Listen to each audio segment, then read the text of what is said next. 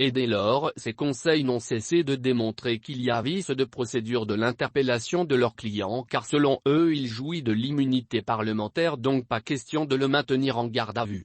À ce qu'il faut savoir de l'interpellation du quatrième vice-président du CNT depuis belle lurette, Issa Khaoun Jim ne cessait de critiquer les chefs du gouvernement de la transition Mokhtar Ouane et l'actuel PM Kshogel Kokalamega. Il passait tout son temps dans son bureau du CNT à dénigrer, vilipender même de traiter d'imposteur son ancien camarade de lutte dans le mouvement M5RFP quand ce dernier a été nommé PM suite à la destitution de Ban Do et son chef de gouvernement auparavant le 29 septembre dernier. Le président Assimi Goïta avait envoyé des émissaires chez Liman Dicko pour qu'il recadre son gendre Hassan Djim sinon il se verra renvoyer du CNT.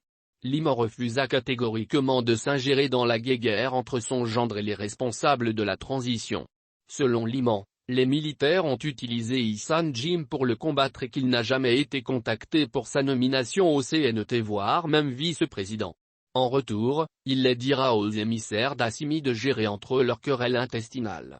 Et depuis ce temps, les militaires de Kati étaient obligés de trouver une solution pour le débarquer du CNT et voilà que la dernière vidéo d'Hassan Djim donnant l'occasion à ses détracteurs de l'enfoncer pour de bon.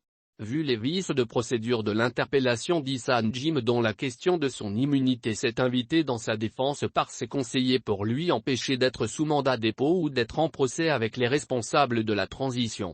Nous apprenons par plusieurs sources que si le problème d'immunité s'impose toujours pour lui intenter un procès, le président de la transition colonel Assimi Goïta se verra dans l'obligation d'abroger le décret de nomination d'Hassan Djim du CNT et que c'est la seule option pour se débarrasser de leur ancien complice.